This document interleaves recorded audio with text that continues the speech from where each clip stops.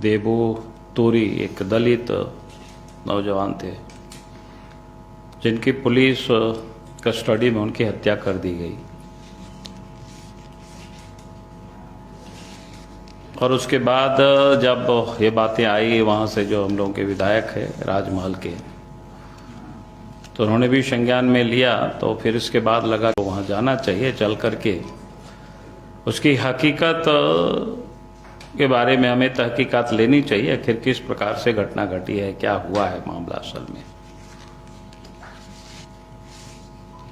तो 28 तारीख तक विधानसभा था। विधानसभा समाप्त होने के बाद फिर 3 लोगों के प्रतिनिधि मंडल हम लोग वहाँ गए थे। एक तो साथ में अनुसूचित जाति मोर्चा के जो प्रदेश के अध्यक्ष है पूर्व मंत्री अमर कुमार बावरी जी थे, और फिर राजमहल से जो विधायक श्री अनंत कुमार ओझा जी थे। और हम सब लोग 1 तारीख को शिवरात्रि था, लेकिन हम सब ने उचित ये समझा कि हमें जाना चाहिए, जो कि फिर आज से विधानसभा था आया। तो हम लोग उसी दिन चले गए और फिर 1 तारीख को देबू तूरी के घर गए, जहाँ पर उनका घर है तालझारी में, साहेबगंज जिला के तालझारी एक ब्लॉक भी है, थाना भी है। तो उनके घर में उनके परिवार से हम सब लोग मिले, उनके पत्नी से मिले, उनके बच्चे से मिले, उनके भाई से मिले, उनके चचा से मिले, और गांव के लोगों से भी हम सब लोग मिले। फिर हम सब ने उस घटना की तहकीकात की, आखिर ये घटना क्या है, कैसी घटना घटी। तो फिर वहाँ लोगों ने बताया कि उनके चचा ने बताया, उनकी पत्नी ने बताया कि 21 तारीख को 2:30 बजे करीब इस घर से ये कह करके ले जाती है कि हम लोग पूछताछ करेंगे कि देबू तूरी के घर के सामने एक होंडा सिटी जो बाइक होती है, उसके एक डीलरशिप है, वहाँ शायद चोरी हुआ है। उसी के तहकीकात के लिए, पूछताछ के लिए हम लोग उनको ले जाते हैं। फिर उनको वहाँ पूछताछ के लिए ले गया। फिर वहाँ से थाने वाले आए, घर की पूरी सर्च लिया, कहीं कुछ नहीं मिला। लेकिन 21 तारीख लगभग वो 3 बजे, 2:30-3 बजे से लेकर के थाना में ही से भी थाना मुश्किल से 150-200 मीटर की दूरी पर होगा, क्योंकि वहीं थाना भी है उसे वहीं पर। और कुल मिलाकर के 21 तारीख शाम को, 22 तारीख दिन भर, 23 तारीख दिन भर, 24 तारीख भी दिन भर, 24 तारीख शाम, मैंने उसकी वहां पिटाई होती रही।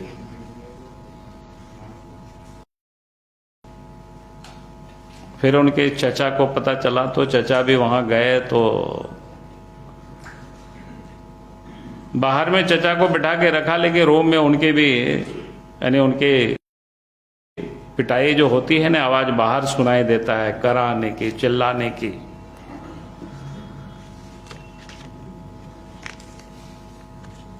तो ये बिल्कुल जिसको कह सकते हैं अमानवीय तरीके से उनके ऊपर अत्याचार और जुल्म। और उसके बाद 22 तारीख को दूसरी जो एक लड़का जॉन हेमब्रॉम करके, वहीं बगल के आर्यन कॉल के लड़का है, उनको तालझारी रेलवे स्टेशन से 8:30 बजे जो अपने रिलेशन के लोग ट्रेन से आने वाले थे, उन लोगों को रिसीव करने के लिए गए थे। उस जॉन हेमब्रॉम को भी वहां से पकड़ करके थाना में लाया, और उनको भी उसी प्रकार से बेरहमी से, जिसको कहते हैं, पिटाई। भाई बताओ पैसा कहाँ रखे हो? बोला कि हमको जानते भी नहीं है। और वो लड़का वहां मिले थे, उनको इस कदर पीटा गया कि अभी तक वो ठीक प्रकार से ना चल पा रहा है, ना कुछ बोल पा रहा है। यहां तक कि उनको इतनी पिटाई हुई, कब छूटे, कब बेहोश हुए, कब होश आया, ये भी उनको खुद पता नहीं। मैंने अभी भी, जिसको कहते हैं ना, विक्षिप्त टाइप की जो अवस्था होती है, वैसी बनी हुई है। और जब 24 तारीख को देबू तूरी की मौत हो जाती है रात में, तो उनके चचा को तो वहीं बैठा के लोग रखे हुए थे, लेकिन उनके लाश को किधर से लेकर के चले गए, सीधे क्या बोलते हैं उसको, सदर अस्पताल साहेबगंज लोग पहुंचाया। फिर देवू तोरी के भाई 3 पहाड़ में रहते थे, आनंद तोरी करके, उनको लोग बुलाया। फिर 3 पहाड़ थाना के पुलिस जाकर के उसको ले आया। फिर तलझारी थाना, और वहां से जो उनके चचा थे उनको भी उठा करके फिर साहेबगंज सदर हॉस्पिटल लोग लेकर के आए। तो वहां देख रहे हैं कि उनके भाई या जो उनके चचा थे यानी उनके भतीजा का शव वहां पड़ा हुआ है। आप सोच सकते हो कि क्या स्थिति है, क्या परिस्थिति बनी होगी कि इस प्रकार से। भाई कोई भी कानून ये नहीं कहता है, किसी अपराधी को भी कोई पकड़ता है तो 24 घंटा से अधिक समय तक थाना में वो नहीं रख सकता है। लेकिन पुलिस ने, तलझारी के थाना के सिपाही पुलिस ने, यानी वहां के थानेदार या जो भी वहां पुलिस रहे, 21 तारीख शाम को ले जाते हैं 2:30-3 बजे, 22 को भी रखते हैं, 23 को भी रखते हैं, 24 को भी रखते हैं, यानी वहां भरदम पिटाई जिसको बोलते हैं, कहीं से भी घूम फिर करके आते थे और उसकी पिटाई, और जब तक मर नहीं जाते हैं तब तक उनकी पिटाई, लाने उनको मारने के लिए ही एक प्रकार से वहां उनको लोगों ने ले गया था। और दूसरे बच्चे तो जब इधर हॉस्पिटल की तरफ लो लिया, कैसे इनका होश आया तो भाग गए थे। फिर आए तो वही मिले थे हम सब लोगों से कल वहां पर, वो बता रहे थे जो जॉन हेमरॉ के बारे में बता रहे। और आश्चर्य ये होता है कि इतनी बड़ी घटना घटने के बाद भी आज तक उस थाने के पुलिस को तो कायदे से गिरफ्तारी कर लेनी चाहिए था, उन लोगों के ऊपर 300(2) के तहत मुकदमा भी करनी चाहिए थी। इससे बड़ी अपराध और पुलिस क्या कर सकती है। और आश्चर्य यह है कि 21 तारीख को इस प्रदेश के मुख्यमंत्री, उसी के बगल में पाटना है जहां उनके विधानसभा क्षेत्र पड़ता है, वहां पर वो जाकर के रुके हुए थे 21 तारीख, और 22 तारीख को वहां शाम को वहां से लौटते हैं। यानी कह सकते हैं उसी जिला में ये घटना घटती है, और उसी जिला में जा करके मुख्यमंत्री, यानी वहां से जहां मुख्यमंत्री ठहरे हुए से 25 से 30 किलोमीटर की दूरी पर यह थाना थी। तो जिस जिला से मुख्यमंत्री खुद आते हैं और उस जिला में पुलिस की बर्बरतापूर्ण, यानी एक दलित युवकों की हत्या करना, एक आदिवासी युवकों की बुरी तरह से पीटना, अपने आप में क्या दर्शाता है। मानो लगता है कि मुख्यमंत्री के देखरेख में वहां इस प्रकार की अपराध हो रहा है, इस प्रकार की पुलिस कार्रवाई कर रही है। मैंने इसलिए इस बात को उल्लेख कर रहा हूं, आपने देखा होगा पिछले दिनों रूपा तिर्की के भी उसी साहेबगंज जिला में उनकी मौत हुई थी। पुलिस तो कहती आत्महत्या है, लेकिन उसके फोटो या कुछ भी देखेगा तो कोई भी नहीं कह सकता आत्महत्या नहीं। मामला तो अभी सीबीआई की जांच चल रही है, हत्या करके उसको टांग दिया गया था, साफ दिखता है फोटो में।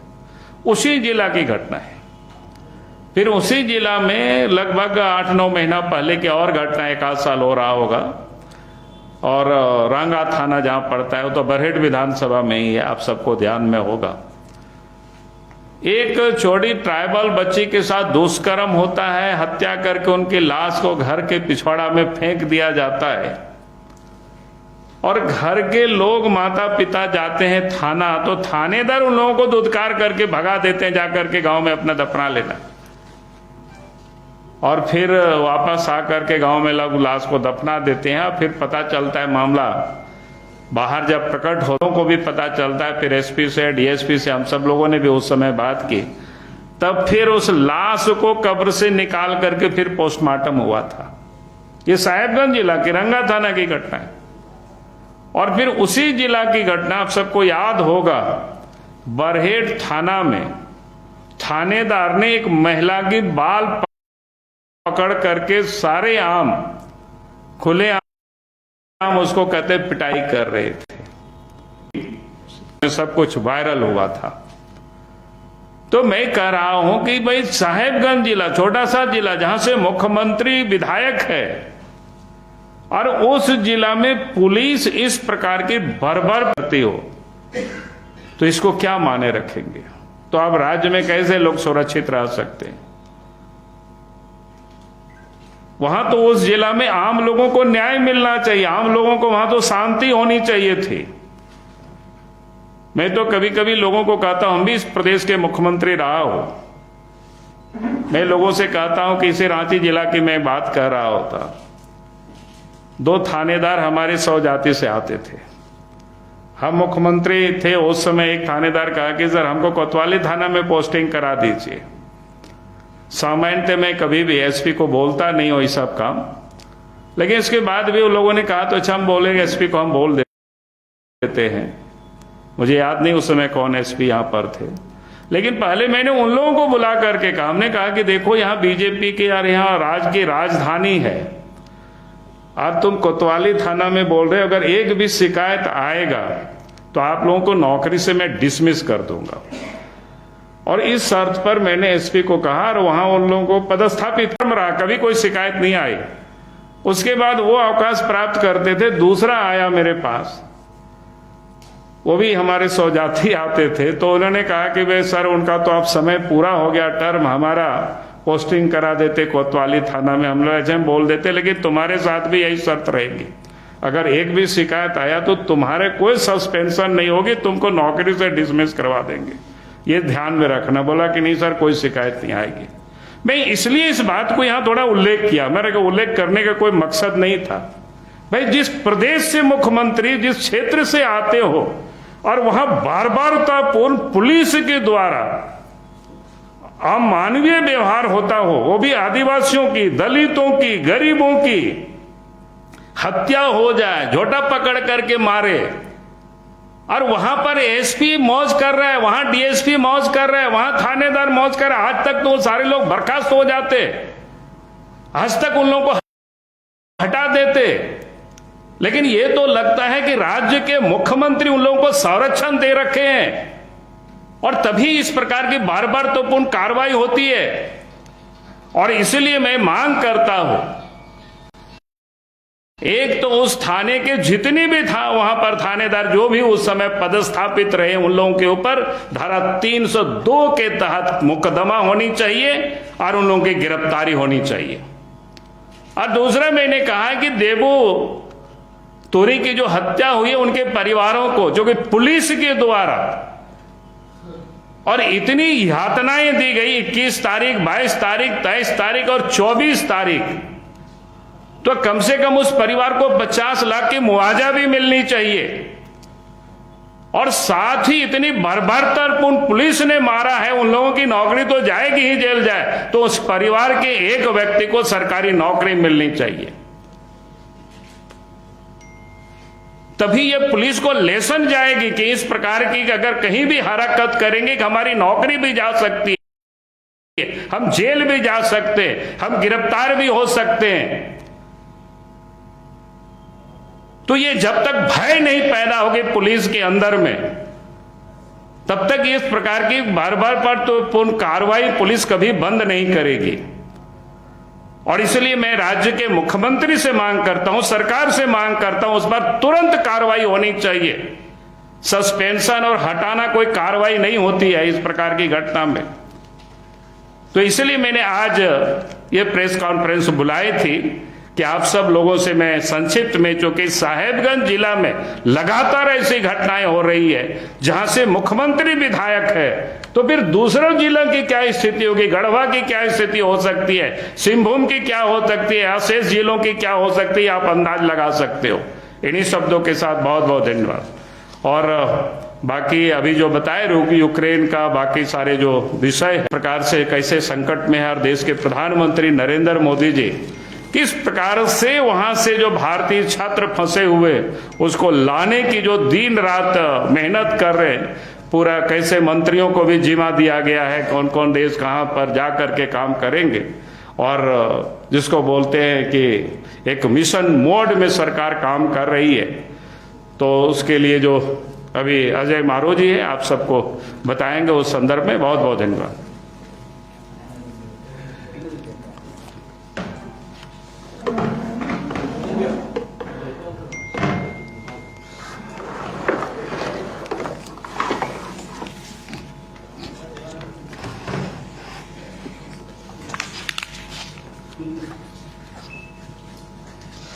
धन्यवाद माननीय बाबूलाल जी, मीडिया के मेरे मित्रों।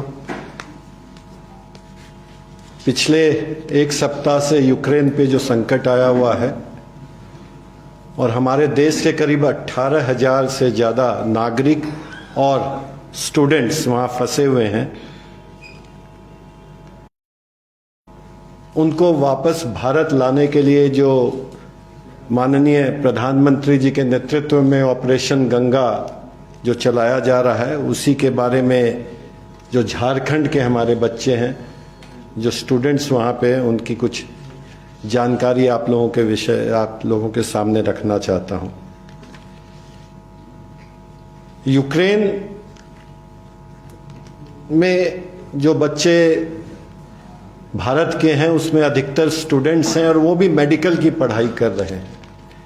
और 18 फरवरी से ही वहाँ की एम्बेसी ने सभी स्टूडेंट्स को मेल करके ये जानकारी दे दी थी कि अगर आप जाना चाहें तो आप यहाँ से निकल जाएं, क्योंकि युद्ध कभी भी हो सकता है। लेकिन उसके बावजूद कुछ तो छात्रों ने वहाँ से वापस भारत आ गए, लेकिन काफ़ी अभी भी वहाँ पे फंसे हुए हैं।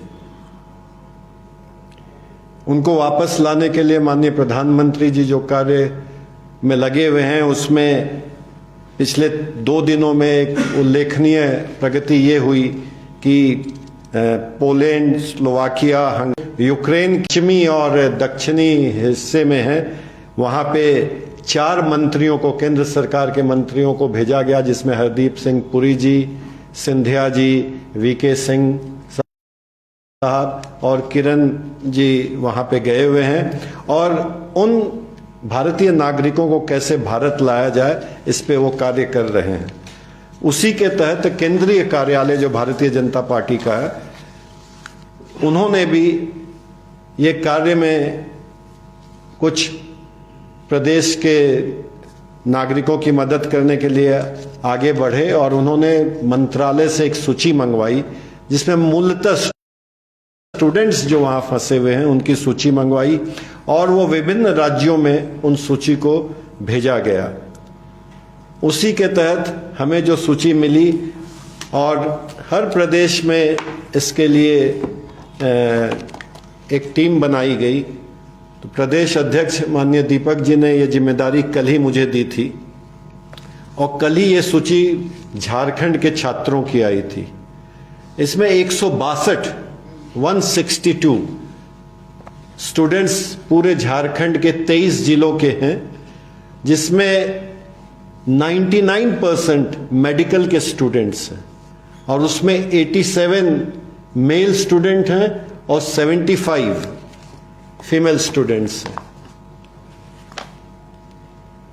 इन बच्चों में सबसे ज्यादा रांची के 30 और ईस्ट सिंहभूम के 23 स्टूडेंट्स हैं। ये पूरी लिस्ट हमारे पास को अलग अलग डिस्ट्रिक्ट्स की हम लोगों ने निकाल ली है।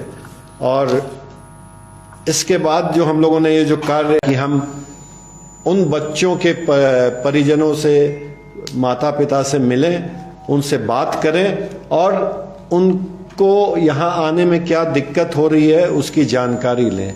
162 की जो सूची आई तो कल जब मेरे को मिली तो मैंने कल 70 सीरियल नंबर तक मैंने बात की और बात करने के बाद 1 to 1 उनके मोस्टली उनके फादर से मैंने बात की और उसमें जो डाटा सामने आए हैं कि उसमें 23 स्टूडेंट, मैं ये 70 की बता रहा हूं क्योंकि आज मैंने 71 सीरियल से जब बात करनी आरंभ की तो ये कल तक ये पूरी हो जाएगी।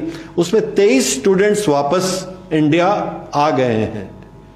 17 बच्चे ऐसे हैं जो रोमानिया में हैं, 6 हंगरी में हैं, 3 पोलैंड में हैं, 5 स्लोवाकिया में हैं, और वो अपनी अपनी बारी का इंतजार कर रहे हैं, क्योंकि अब केंद्र के मंत्री वहां पे खुद मॉनिटर कर रहे हैं। एक सूची मिल रही है, और 3 ऐसे बच्चे हैं जो कल जो एक इंसिडेंट हो गया खारकीव में, जब एक नवीन जो कर्नाटका का एक स्टूडेंट था, जब वो खाना लेने बाहर बंकर से निकला और उसकी जब बमबारी में डेथ हो गई, तो कल जो एक टारगेट था कि सब बच्चों को यूक्रेन से बाहर ले जाना, बसेस भी आ गई थी, लेकिन उन बच्चों को कल रोक दिया गया और वहां से निकले हैं।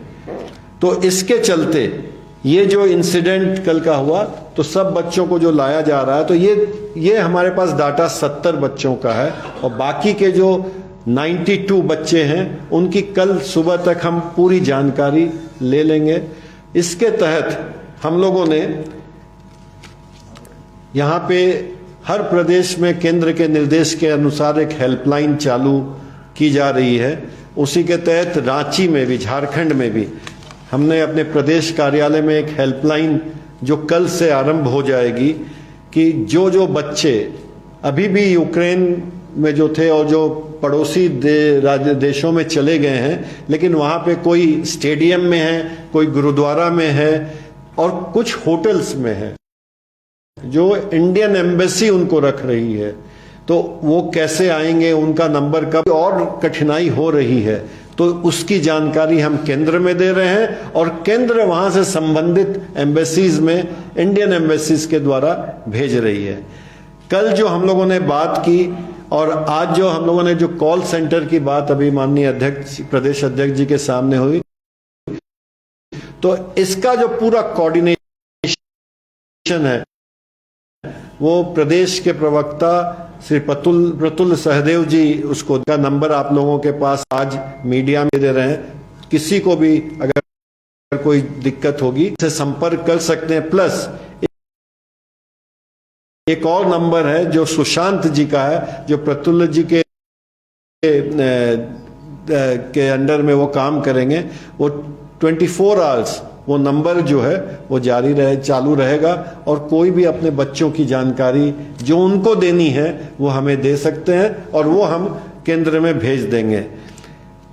कल जो मैं 56 अभिभावकों से जब मैं बात किया, और उसके बाद आज मेरे को कम से कम 10-12 कॉल्स आए, और वो लोग थे कि वहां जा रहे हैं, उनका नंबर कब आएगा, ये उन बच्चों को पता नहीं चल रहा है। कुछ जो बच्चे हैं उनके मोबाइल डिस्चार्ज हो गए, और कुछ, जब सबसे बड़ी समस्या है कि उनके पास जो वहां का लोकल मोबाइल है वो यूक्रेन का है। उनको ये लग रहा है कि अगर हम पड़ोसी देशों में जाएंगे तो वहां हम, अगर हमारा मोबाइल काम नहीं करेगा तो हम एम्बेसी में कैसे संपर्क कर सकते हैं।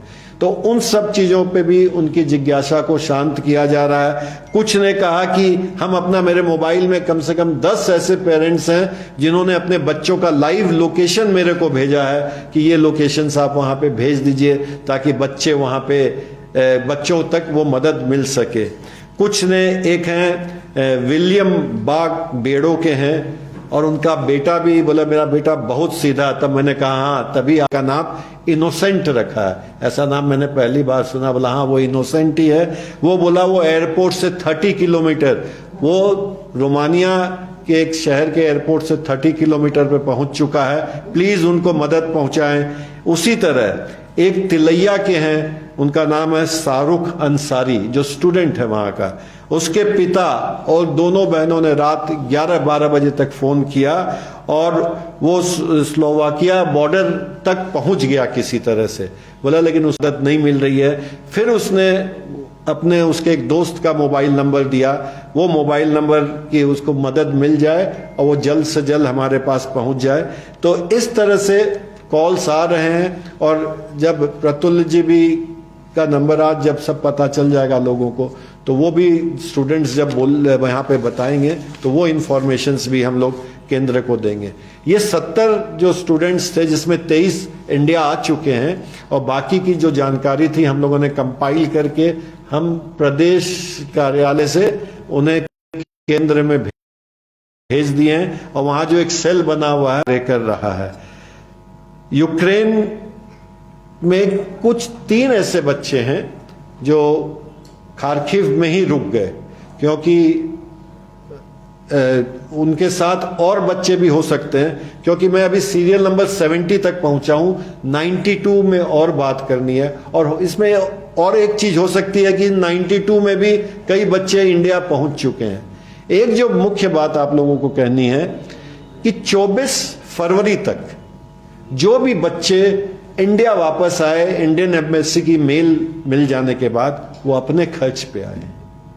और आपको ये जानकारी मैं देना चाहता हूं कि सामान्यतः यूक्रेन से इंडिया आने का फेयर 20 से 30 हजार रुपये रहता था, लेकिन जैसे ये संकट आया और बच्चे जब भाग भाग के इंडिया आना चाहे, तो उसमें ये फेयर बढ़ के 80,000 से लेके 1.5 लाख तक हो गया।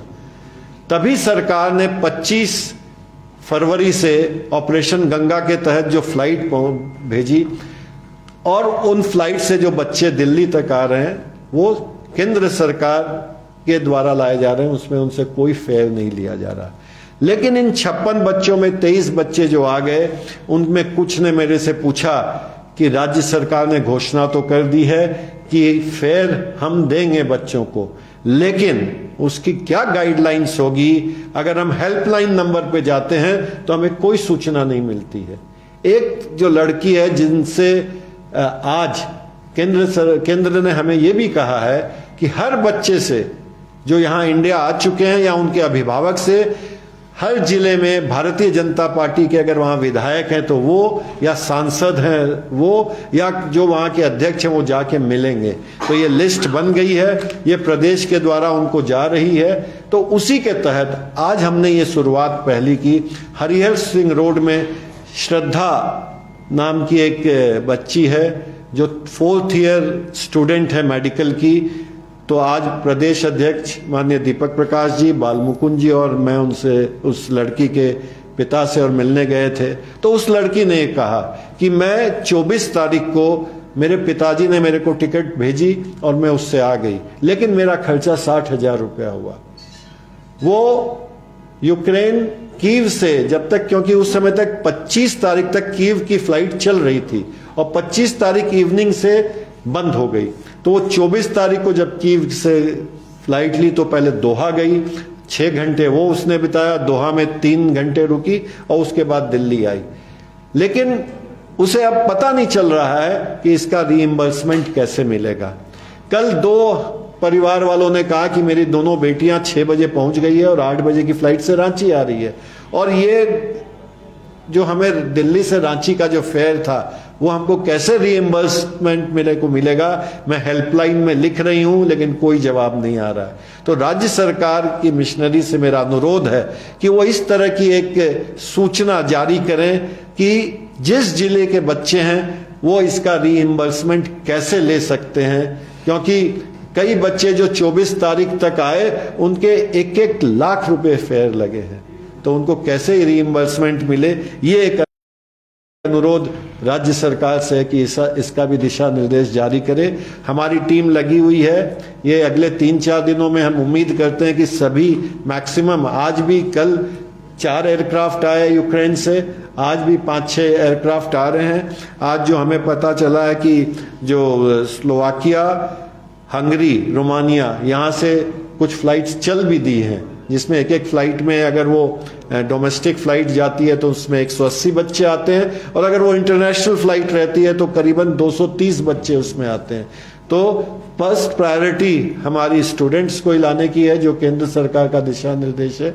और उन्होंने एक और अभी एक सर्कुलर जारी किया है, जो आपके माध्यम से मैं बताना चाहता हूं कि अगर पोलैंड की बॉर्डर में जहां पे हमारे इंडियन एम्बेसी के लोग वहां पे अगर नहीं है, अधिकतर जगह है, अगर नहीं है तो वो नियरेस्ट जो वहां की जो कंट्री के जो ऑफिशियल्स हैं उनसे हमारा नंबर ले सकते हैं और उसके बाद वो हमसे संपर्क कर सकते हैं। कहने का तात्पर्य यह है कि माननीय नरेंद्र मोदी जी ऑपरेशन गंगा के तहत और उनकी पूरी टीम उन 18,000 भारतीय नागरिकों को और स्टूडेंट्स को लाने में पूरे लगे हुए हैं।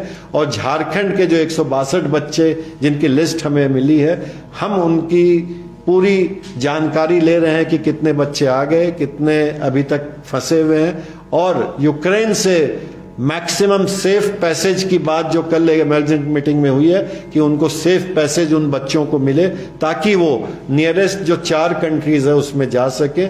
ये अब जानकारी झारखंड के बच्चों को के लिए आपको विशेष तौर पे बतानी थी। अगर कुछ आपके क्वेश्चन है तो मैं उसका जवाब दे सकता हूँ। जो प्राउड का विषय है कि तुर्की और पाकिस्तान के जो छात्र वहां फंसे हुए हैं उन्होंने भारतीय झंडा का प्रयोग करके अपने आप को बचाया और फिर कहा कि भारतीय झंडे में बड़ी ताकत है। किस रूप में देखते हैं? मैं ये विषय आपसे इसलिए नहीं ले रहा था, बता रहा था कि आज हम एक ऐसी लड़की से अभी मिलने जा रहे हैं। वो अभी मैं और अध्यक्ष जी जा रहे हैं उस छात्रा से मिलने के लिए जो आई और उसने ये विटनेस किया कि हमारी बस में पाकिस्तान के कुछ हमारे कलीग्स थे, छात्र थे, जिनको मतलब उसने सिर्फ ये कहा कि हिंदुस्तान के झंडे में कितनी ताकत है ये मैं बताना चाहता हूं। मैं बतानी चाहती हूं कि उस झंडे को लगा के वो लोग बॉर्डर तक पहुंच गए।